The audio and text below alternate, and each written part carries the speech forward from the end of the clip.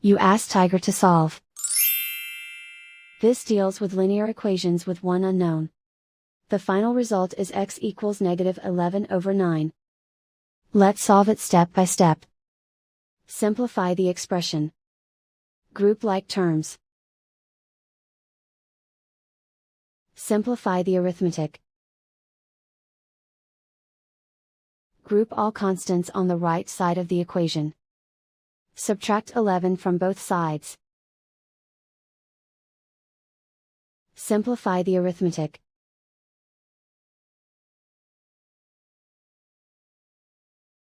Isolate the x. Divide both sides by 9.